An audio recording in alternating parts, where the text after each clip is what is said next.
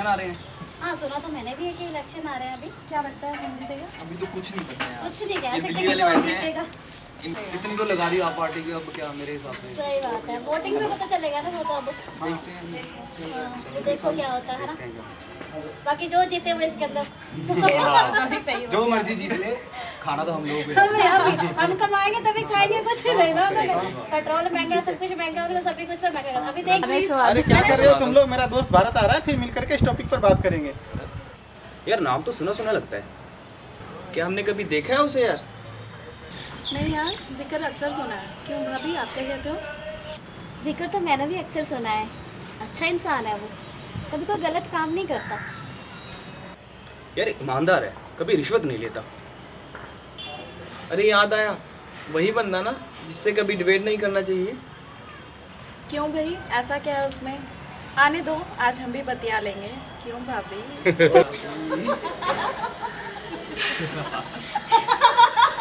वो सब तो ठीक है, तो वो बोल कर गया कि अच्छे से बात करना। अरे उसकी चिंता आप मत करिएगा, बस टाइम टाइम पे चाय की सप्लाई जारी रखिएगा।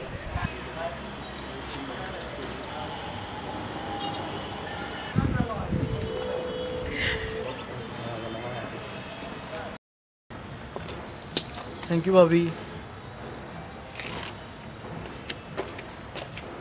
अरे क्या हुआ शिवम?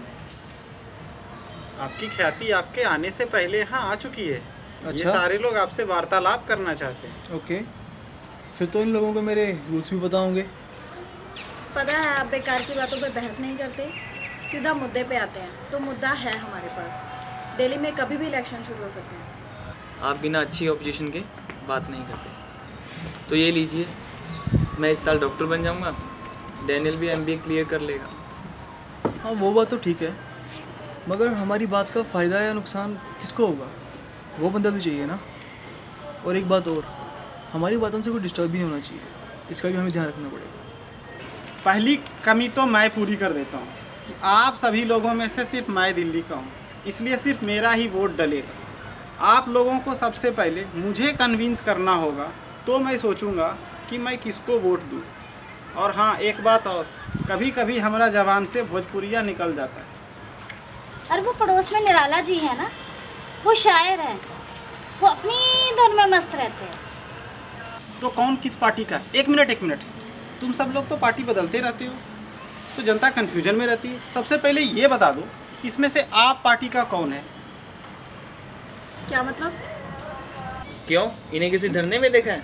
या किसी पार्टी के कार्यकर्ताओं से पिटते हुए देखा होगा? अरे ये लोग तो बता ही चुके हैं, आप क्या कहती हैं? अन्ना हजारी जैसे मजबूत शख्सियत का सहारा लेकर खुद को हीरो बनने वाले? नहीं, जन लोकपाल बिल की मीठी गोली देकर करियर पॉलिटिक्स में अपना करियर बनाने वाले लोग। सारी खूबियाँ हम ही गिनवाएं या फिर कुछ आप भी ज्ञान बांटोगे? अब मैं क्या कहूँ, मुझे तो यही समझ में नहीं आ रहा कि ये लोग मुझसे पूछ रहे हैं या बता रहे हैं। इन लोगों की बातों से समझ में आता है कि अन्ना हजारा जी के साथ मिलके हिंदुस्तान के अंदर भ्रष्टाचार के विरुद्ध सबसे बड़ा आंदोलन अगर किसी ने किया था, ये वो लोग। जन लोकपाल जैसे मजबूत बिल को हिंदुस्तान के सामने जिन लोगों ने लाया था, ये वो लोग हैं। ये भी वो लोग हैं जिनको समझ में आ गया था कि फेसबुक पर, ट्विटर पर, व्हाट्सएप के ऊपर भ्रष्टाचार और भ्रष्टाचारियों को कोसने से भ्रष्टाचार दूर नहीं होता, उसके लिए संसद में आना ही पड़ेगा। ये वो लोग हैं। दिल्ली वालों, कुछ याद आया? थैंक यू भाभी। थैंक यू भाभी। भारत जी? एक बात बताओ, तुम लोगों ने बिजली पानी के नाम से बेवकूफ़ क्यों बनाया? अरे यार एक मिनट, चाय मत पीना कोई। अभी एक गिलास चाय, एक गिलास पी।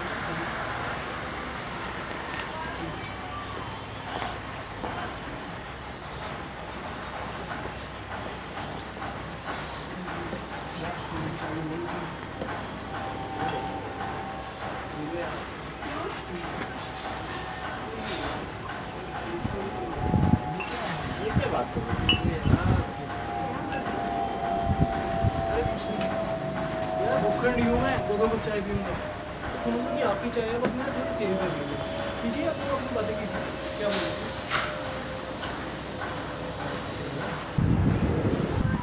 आप आप लोगों ने तो कहा था कि आप लोग बिजली पानी सस्ता कर देंगे, लेकिन आप लोगों ने तो हमारे पैसे हमें ही वापस कर दिए।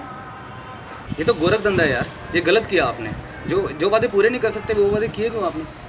वो तो इन्होंने ऐसे ही फेंक दिया था, इनको क्या पता था कि हमारी सरकार आ जाएगी। सही है भैया, अपनी झूठ को बचाने के लिए ये आपने क्या कर दिया। हमारी चीज़ हम ही कोई वापस करके अच्छे बनते हो।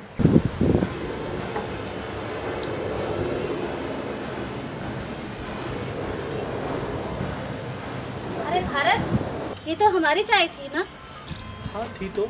हमें मिलनी चाहिए ना। सॉरी भाभी, मैं ऐसा नहीं कर सकता। क्या मतलब?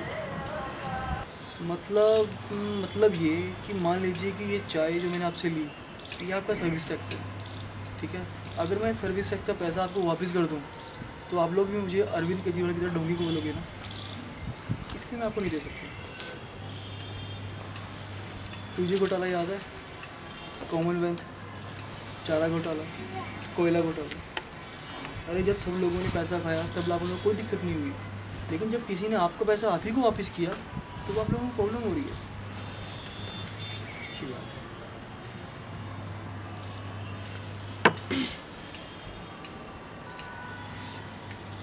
है। लेकिन बाबू, तुम्हारे वादे का क्या? तुमने तो कहा था हमेशा के लिए कर देंगे, बट ये सब्सिडी तो थोड़े दिनों में ही ख़त्म हो जाएगी, फिर क्या? एक बात बताओ जी, 26 साल पढ़ने और धक्के खाने के बाद आपको नौकरी क्यों नहीं मिली? अब क्यों? ये क्या बात हुई? हर चीज़ में टाइम लगता है। अपने लिए आपको 27 साल चाहिए और उनके लिए 49 दिन। ये कहाँ का इंसाफ है? माना कि उन्होंने सब्सिडी दी, इसे ऐसे देखो ना कि कुछ तो मिला। पहले वालों ने इतने सालों में क्या क्या दिया। समझ गया यार, पहले उन्होंने सब्सिडी देकर थोड़ी राहत दी, फिर धीरे धीरे ऐसे सुधार लाते जिससे बिजली पानी का बिल अपने आप कम हो जाता है। बिल्कुल, इसका एक नमूना मैंने देख भी लिया था, जब बिजली कंपनियों से हिसाब मांगा था और हिसाब में उसकी चोरी पकड़ी जाती और पैसा वापस आता। समझने वाली बात यह है कि जब अगर किसी को चोट लगती है तो उसको पहले फर्स्ट एड देते हैं, ना कि उसको ऑपरेशन करते हैं। इसका मतलब सब्सिडी हटाकर आपने फर्स्ट एड दिया और भ्रष्टाचार हटाकर आप पूरा ऑपरेशन करना चाहते हो। मैं जरा किचन से आती हूँ। क्या?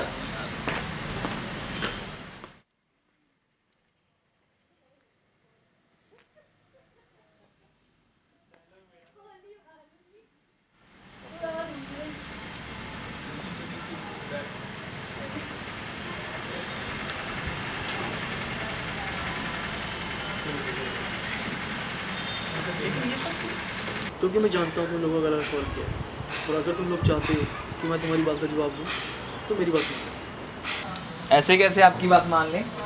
वैसे बात क्या है? ऐसे ही। अच्छा दोस्तों, मेरा दिल तो चाय पीने का कर रहा है। चाय तो आती रहेगी। वृंदा, अगला सवाल पूछ, सरकार भी छोड़ दी। अरे हम पूछ चुके हैं यार, तू ये बता चाय पिएगा? हाँ क्यों नहीं? अरे भाभी को चाय के लिए बोल दो, पता नहीं क्यों मुझसे रूठी हुई है। लेकिन मैं क्यों? कोई और भी तो बोल सकता है। क्योंकि हमारा हीरो तो तू ही है। क्योंकि तू ही हमारा लीडर है। हिंदी में बताऊं, हमारा मुख्यमंत्री तू है यार। अरे यार तुम लोग भी ना। भाभी भाभी जरा सबके लिए चाय बना दो यार। अरे अभी तो दी थी, अब किसका चाहिए? अरे झूठो, तुम सबने ही तो चाय के लिए कहा था। चिराग, झूठे तुम हो। अब बोलो अगर तुम्हें पीनी है तो। झूठा ना तू है, और कोई नहीं है। अब तू बता, चाय पीनी है तेरे को? नहीं रहने दो, अभी तो पी थी। मेरा दिल तो लस्सी पीने का कर रहा है यार। अरे मेरा भी। चिराग भाई, सॉरी मुख्यमंत्री साहब, भाभी को बोलो ना यार चाय के लिए। अरे चुप करो, मुझे आगे करके तुम मुकर जाते हो। मुझे नहीं बनना तुम्हारा मुख्यमंत्री। ये आप गलत कर रहे हैं। जनता ने आपको चुन के मुख्यमंत्री बनाया है, आप उस पद को खुन्नस में ऐसे नहीं छोड़ सकते। ये तो हद है भारत। तुम इस बात को अरविंद केजरीवाल के इस्तीफे के साथ कैसे जोड़ सकते हो? क्यों यार, क्या गलत है? जैसे अरविंद केजरीवाल को मुख्यमंत्री बनाया गया था, वैसे हमने चिराग को मुख्यमंत्री बनाया था। हमने चिराग से कुछ मांगा, उसको समर्थन दिया और बाद में मुकर गए। क्यों चिराग, यही हुआ था ना? हाँ सही है। तुम बताओ चिराग, क्या हमने तुम्हें उस वक्त समर्थन दिया जब तुम्हें समर्थन की ज़रूरत थी? नहीं, सब मुकर गए और मैंने मुख्यमंत्री पद छोड़ दिया। तो उस वक्त तुम्हारे दिमाग में ऐसा क्या आया कि तुमने मुख्यमंत्री पद छोड़ दिया? मुझे लगा कि मैं बस नाम का मुख्यमंत्री हूँ, जो काम मैं करना चाहता था वो काम नहीं कर पा रहा है। बात तो सही है लेकिन झूठी है। तब ऐसा कुछ नहीं हुआ था, इन्होंने आपको लिखकर समर्थन दिया था। अरे चूल्हे में जाए ऐसा समर्थन। आइए कविराज जी, आइए। आज इधर कैसे आना हुआ, विराजिए। मुझे पॉलिटिक्स इतनी समझ में नहीं आती, लेकिन इतना समझ में आता है। मैं 4 दिन के लिए गांव गया था। वहाँ मैंने डीडी नेशनल पे दिल्ली विधानसभा का सत्र लाइव देखा। मैंने देखा कि कैसे ये सब मिलकर आप वालों को बोलने नहीं दे रहे हैं, कितना हो हल्ला कर रहे हैं। अरे यार, स्पीकर का माइक तक तोड़ डाला। ये लोग बात करते हैं समर्थन की, समर्थन में बातों को दबाया नहीं जाता। अरे उसकी बातों को सुना जाता है, उसकी हेल्प की जाती है। अरे मेरे को देखकर इतना गुस्सा आया, सोचो केजरीवाल ने कितना सहा होगा। उसी वक्त मेरे दिमाग में ये बात आई कि केजरीवाल को इस्तीफा दे देनी चाहिए। आपके दिमाग में ये क्यों आया? इतना तो कॉमन सेंस है मेरे पास। आप वालों के पास 28 सीट है। कोई भी बिल पास कराने के लिए 2/3 बहुमत चाहिए। अब आपकी सरकार 1 महीना रहे या 5 साल, कोई भी बिल नहीं पास करा सकते। अरे जो लोग बोलने नहीं देते वो क्या बिल पास कराने देंगे? इतना बड़ा बेवकूफ़ तो मैं नहीं हूँ। क्या जो पूरे देश ने लाइव देखा था वो बिजी दिल्ली वालों ने भी देखा था? दोस्तों, बिना बहुमत के सिर्फ कुर्सी पर जाने की कोशिश की जा सकती है।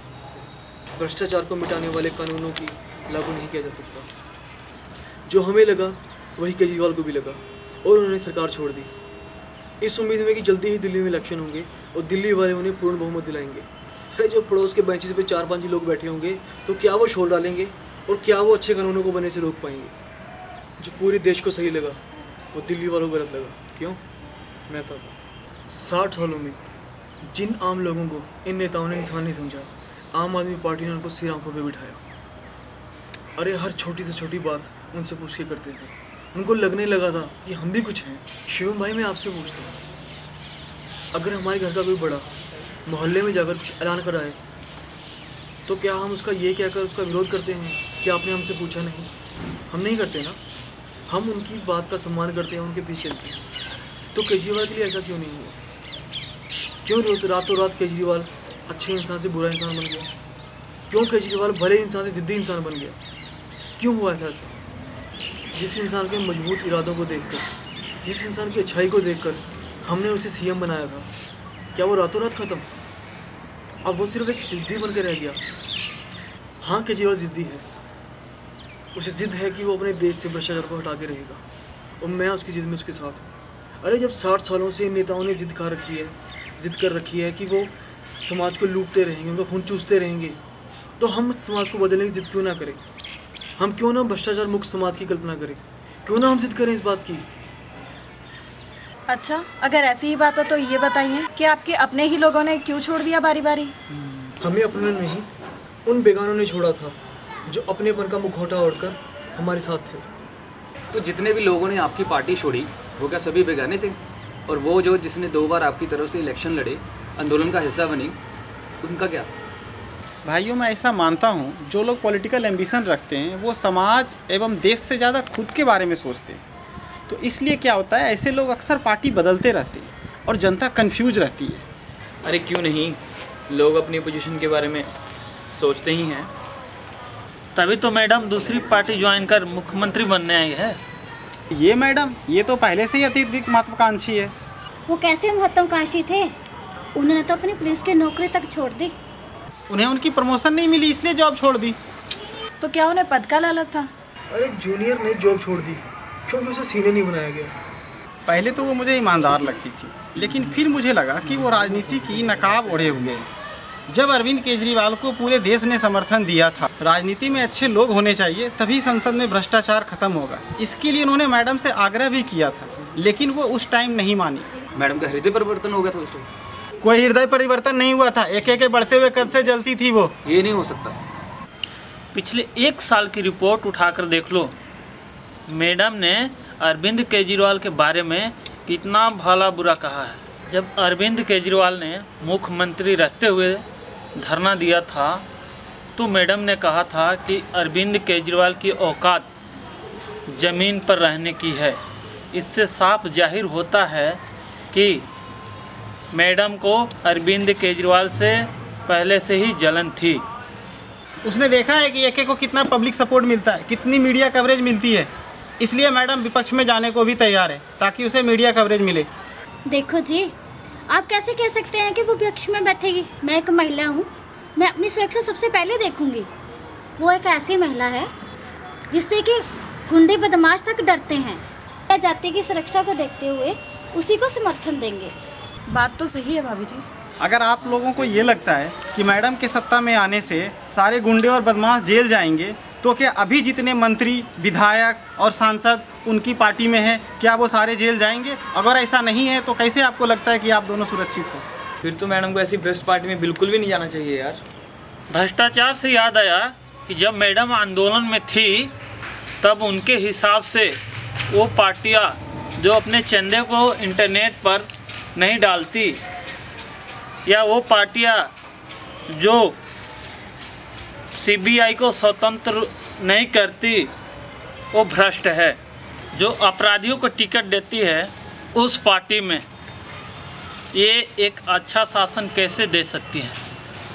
अगर दूसरी पार्टियां भी भ्रष्टाचार की रोकथाम के लिए सब करती तो अरविंद केजरीवाल को आम आदमी पार्टी बनाने की क्या जरूरत थी? इसलिए आप ही इकलौती ऐसी पार्टी है जो कि गुंडे बदमाशों को टिकट नहीं देती है।